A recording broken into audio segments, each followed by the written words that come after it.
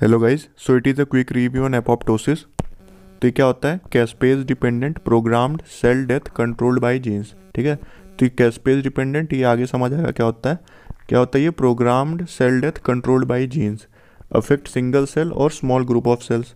जो हमारा नेक्रोसिस होता है ना, वो भी एक मोड है सेल डेथ का। तो वो क्या करता है? ग्रुप ऑफ सेल्स को अफेक्ट करता है, लेकिन ये सिंगल सेल या ग्रुप ऑफ सेल्स दोनों को अफेक्ट कर सकता है। ठीक है, apoptosis can be either physiological और पैथोलॉजिकल, ये इंपॉर्टेंट है।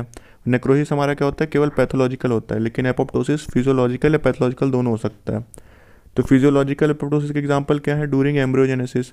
अभी एक एम्ब्रियोजेनेसिस में कैसे एपोप्टोसिस होता है? जैसे मान लो ड्यूरिंग एम्ब्रियोजेनेसिस ये अपने क्या है, फिंगर्स, ठीक है, फिंगर्स डेवलप हो रही हैं। तो हमारे स्टार्टिंग में क्या होता है, ये फिंगर्स हमारी सेपरेटेड नहीं होती है, बीच में सेल्स होती हैं। ठीक है, ये रेड कलर में जो दिख रहा है। तो अब इन सेल्स को एलिमिनेट होना पड़ेगा। ठीक है, elimination of material by apoptosis, तभी फिंगर्स हमारी सेपरेट हो पाएंगी। तो ये न्यू शेप, जैसे एपोप्टोसिस हो गया सेल्स का, तो हमारी क्या होगी, फिंगर्स सेपरेट हो गई, तो ये न्यू शेप रिवील। ठीक है, तो ये ऐसे हमारा फिजियोलॉजिकली एपोप्टोसिस होता है। ठीक है, तो एम्ब्रियोजेनेसिस में हो गया। सेकेंड क्या है? Menstrual cycle.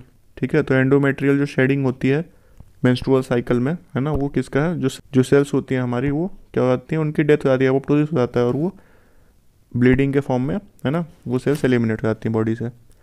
उसके बाद नेक्स्ट क्या है? Apoptosis of WBC after infection subsides. जब हमको इन्फेक्शन होता है तो हमारी बॉडी में WBC काउंट बढ़ जाता है ना, इन्फेक्शन से फाइट करने के लिए। लेकिन जब इन्फेक्शन हट गया तो क्या हो जाता है, जो WBC होती है उनके उनका एपोप्टोसिस हो जाता है। ठीक है, डेथ हो जाती है उनकी। फिर पैथोलॉजिकल एपोप्टोसिस के एग्जांपल क्या है? DNA डैमेज, है ना। मान लो कोई सेल है, हमारी बॉडी में कोई सेल है, ठीक है, उसमें क्या होगा, डैमेज हो गया, मान लो रेडिएशन की वजह से या कुछ DNA में डैमेज हो गया, तो सेल अब सर्वाइव नहीं कर पाएगी, तो वो उसका क्या हो जाएगा, अपने आप एपोप्टोसिस हो जाएगा। डक्ट ऑब्स्ट्रक्शन, सलाइवरी ग्लैंड, तो क्या होगा, मान लो कोई डक्ट है अपनी, है ना, जैसे सलाइवरी ग्लैंड की डक्ट है, तो उसमें क्या हो गया, ऑब्स्ट्रक्शन हो गया, तो क्या हो गया, जो सिक्रीशन है हमारा कहाँ गया, सलाइवरी ग्लैंड्स में एक्यूमुलेट होने लगा, तो उसकी वजह से क्या हो गया, जो हमारी सलाइवरी ग्लैंड्स की सेल है उनमें क्या हो गया, प्रेशर बढ़ेगा, उसकी वजह से क्या हो जाएगा, एट्रोफी हो जाएगी और अल्टीमेटली डेथ हो जाएगी।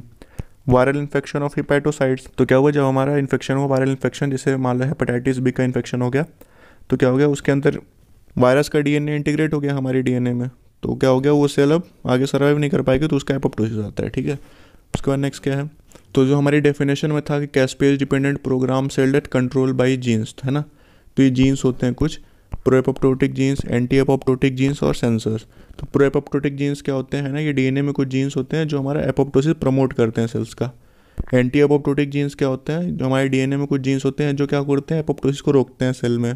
सेंसर्स क्या होते हैं? वो सेंस करते हैं ना कि सेल का एपोप्टोसिस कब करना है, तो एक तरह से वो प्रो एपोप्टोटिक जीन्स ही होते हैं। इनका काम क्या होता है, ये क्या करते हैं, एंटी एपोप्टोटिक जीन्स है, इनको क्या करते हैं, ब्लॉक कर देते हैं। ठीक है, या फिर इनको इनिबिट कर देते हैं।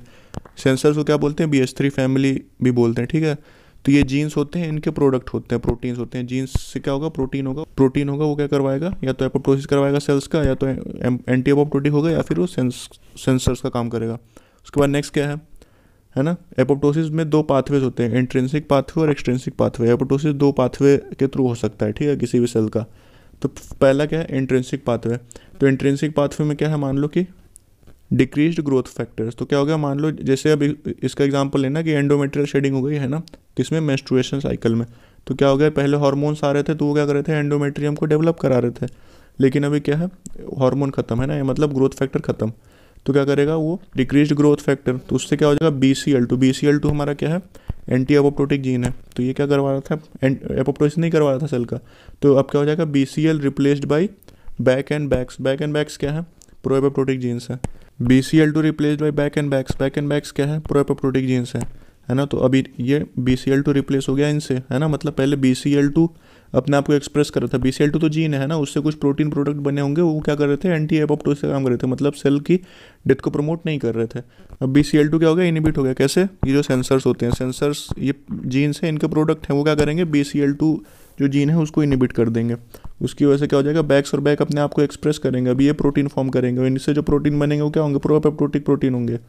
तो जब इनका BCL2 replace by Bak and Bax, तो इसकी वजह से क्या हो जाएगा, हमारी जो माइटोकॉन्ड्रिया है सेल की, ठीक है, तो क्या हो जाएगी, उसकी परमेबिलिटी इंक्रीज हो जाएगी, माइटोकॉन्ड्रियल परमेबिलिटी, उससे क्या हो जाएगा, जो हमारा माइटोकॉन्ड्रिया में साइटोक्रोम C होता है, ठीक है, तो वो क्या हो जाएगा, increase cytochrome C in cytoplasm. Mitochondria की जो परमेबिलिटी थी, ये जो माइटोकॉन्ड्रिया, ठीक है, अब ये माइटोकॉन्ड्रियल मेम्ब्रेन है, ठीक है, आउटर मेम्ब्रेन है माइटोकॉन्ड्रिया की। अब इसकी परमिएबिलिटी बढ़ गई तो हमारा जो साइटोक्रोम सी है ना, ये रेड डॉट साइटोक्रोम सी है, ये क्या हो जाएगा हमारा बाहर आ जाएगा किसमें, साइटोप्लाज्म में, ठीक है। तो increase cytochrome C in cytoplasm, उसकी वजह से क्या होगा, एक्टिवेशन ऑफ कैस्पेज, है ना, जो कैस्पेज डिपेंडेंट प्रोग्राम सेल था। कैस्पेज क्या होते हैं, एंजाइम्स होते हैं, ठीक है। तो ये क्या हो जाएगा, activation of caspase 9। Intrinsic pathway में कौन सा कैस्पेज एक्टिवेट होता है, caspase 9। Activation of caspase 3, 6 and 7, ठीक है। तो ये क्या होता है, जो सबसे पहला कैस्पेज एक्टिवेट होता है वो उसको क्या बोलते हैं, इनिशिएटर कैस्पेज, ठीक है। और ये जो 3, 6, 7 है, ठीक है, ये कौन से कैस्पेज होते हैं, एग्जीक्यूशनर कैस्पेज, ठीक है। तो इंट्रिंसिक पाथवे में कैस्पेज 9 होता है हमारा इनिशिएटर कैस्पेज, और एक्सट्रिंसिक पाथवे में हमारा कैस्पेज 8 होता है इनिशिएटर कैस्पेज, ठीक है। एग्जीक्यूशनर कैस्पेज दोनों में सेम होते हैं, 3, 6, 7, 3, 6, 7। तो ये इसमें क्या हो गया, एक्टिवेशन ऑफ कैस्पेज 9, उसके बाद एक्टिवेशन ऑफ कैस्पेज 3, 6, 7, ये एग्जीक्यूशनर कैस्पेज हो गया। अब इनका काम क्या है, activation of protease and endonuclease. Protease क्या करेगा, प्रोटीन को डिस्ट्रॉय करेगा सेल की, और एंडोन्यूक्लियस क्या करेगा, डीएनए को डिस्ट्रॉय करेगा। अगर प्रोटीन और डीएनए डिस्ट्रॉय हो गया सेल का तो सेल अपने आप डेथ हो जाएगी, ठीक है। उसके बाद नेक्स्ट क्या है, एक्सट्रिंसिक पाथवे। एक्सट्रिंसिक पाथवे में क्या होता है, पहले इसको थोड़ा डायग्राम से समझ लेते हैं, उसके बाद समझ आ जाएगा। तो ये क्या होते हैं हमारे पास, फास्ट रिसेप्टर, ठीक है। ये जो 3 रिसेप्टर दिख रहा है, ठीक है, ये फास्ट रिसेप्टर होते हैं 1, 2, 3, जिनको डेथ रिसेप्टर भी बोलते हैं। अब इनसे क्या होता है, इनका क्या होता है, लिगेंड होता है जो इनसे अटैच होता है रिसेप्टर से। ये जो ग्रीन कलर का दिख रहा है इसको क्या बोलते हैं, फास्ट लिगेंड बोलते हैं, या फिर TNF बोलते हैं, ठीक है, टिश्यू नेक्रोसिस फैक्टर। तो ये क्या होता है, जब इससे अटैच होता है इन रिसेप्टर से, सेल्स में रिसेप्टर होते हैं ये, ठीक है। तो ये एक्सट्रिंसिक पाथवे, ये इंट्रिंसिक पाथवे का पार्ट हो गया, ये एक्सट्रिंसिक पाथवे अपन अभी देख रहे हैं, ठीक है। उससे क्या होता है, डेथ रिसेप्टर हो गया, जब इससे लिगेंड बाइंड हुआ तो इनका क्या होता है, पहले ये अलग अलग होते हैं, पहले ये तीनों अलग अलग होते हैं, ठीक है। अब जब इनसे लिगेंड बाइंड हो गया, ठीक है, तो उसके बाद क्या होता है, इनसे एसोसिएटेड क्या होते हैं, FADD रिसेप्टर, इनको क्या बोलते हैं, फास्ट एसोसिएटेड डेथ डोमेन, ये फास्ट रिसेप्टर होते हैं। तो क्या होता है, जब ये लिगेंड इससे अटैच हो जाता है तो ये क्या हो जाता है, इनका ट्राइमराइजेशन हो जाता है, मतलब ये तीनों एक साथ आ जाते हैं। और उसके उसके बाद क्या होता है, FAD जो हमारा होता है वो एक्टिवेट हो जाता है। वो एक्टिवेट हो गया तो अब एक्सट्रिंसिक पाथवे में कौन सा कैस्पेज एक्टिवेट होता है, कैस्पेज 8। तो ये अगर FAD क्या करता है, कैस्पेज 8 को एक्टिवेट कर दिया। अब एक्टिवेशन ऑफ कैस्पेज 8 को क्या करता है, एग्जीक्यूशनर कैस्पेज को 3, 6, 7 को एक्टिवेट कर देता है। और उसके बाद क्या होता है, activation of proteases and endonuclease, वही सेम सेल डेथ हो जाएगी, ठीक है। तो ये हमारा क्या हो गया, एक्सट्रिंसिक पाथवे। तो इसमें एक बार और देख लेते हैं, फास्ट लिगेंड या फिर TNF अल्फा रिलीज, ठीक है। ये फास्ट लिगेंड क्या होता है, वो जो हमारे फास्ट रिसेप्टर से बाइंड होगा, ये फास्ट लिगेंड। उसके बाद क्या हुआ, जो फास्ट लिगेंड है TNF अल्फा है वो किससे, फास्ट या TNF रिसेप्टर से, है ना। ये जो फास्ट है इसको फास्ट रिसेप्टर या TNF रिसेप्टर भी बोल सकते हैं। उसके बाद इनका ट्राइमराइजेशन हुआ, activation of FADD, activation of caspase 8, activation of caspase 3, 6, 7 and इसके बाद हो गया सेम, ठीक। फिर मॉर्फोलॉजी में आ जाते हैं। तो क्या होता है, पहले नॉर्मल सेल होगी, उसका क्या होगा, अगर एपोप्टोसिस हो रहा है तो क्या होगा, डिक्रीज सेल साइज। तो पहले क्या होगी, सेल साइज डिक्रीज होगी, ये इंपॉर्टेंट है तीनों लाइन, ठीक है। तो ये सबसे अर्लीस्ट इवेंट ये होता है कि डिक्रीज इन सेल साइज। उसके बाद क्या होता है, क्रोमैटिन कंडेंसेशन, ठीक है। ये मान लो जैसे DNA डैमेज हुआ ना, एंडोन्यूक्लियस एक्टिवेट हो जाता है, एंडोन्यूक्लियस एक्टिवेट हो गया है ना, तो उसकी वजह से क्या हो जाएगा, DNA में ब्रेक डाउन हो जाएगा, उसकी वजह से क्या हो जाएगा, DNA कंडेंसेशन। तो ये DNA का कंडेंसेशन हो गया, ठीक है, DNA का कंडेंसेशन हो गया। ये क्या होता है, हॉलमार्क ऑफ एपोप्टोसिस, ये इंपॉर्टेंट है। उसके बाद नेक्स्ट क्या है, जैसे मान लो ये सेल है, ठीक है, उसमें क्या हो जाएगा, सेल में ब्लेब्स फॉर्म होने लगेंगे, ठीक है।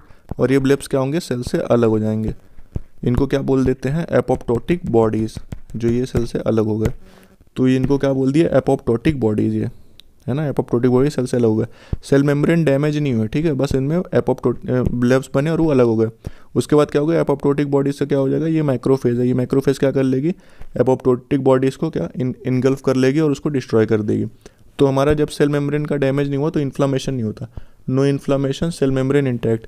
वही नेक्रोसिस में क्या होता है, सेल मेम्ब्रेन डैमेज आती है, उसकी वजह से सेल के मटेरियल बाहर आ गए और क्या हो गया, इन्फ्लामेशन हो गया। तो नेक्रोसिस और एपोप्टोसिस दोनों ही सेल डेथ के मोड हैं। नेक्रोसिस केवल पैथोलॉजिकल होता है, एपोप्टोसिस फिजियोलॉजिकल भी हो सकता है, पैथोलॉजिकल भी हो सकता है। तो अगर वीडियो पसंद है तो लाइक कर देना, चैनल को सब्सक्राइब कर देना। मिलते हैं फिर नेक्स्ट वीडियो में।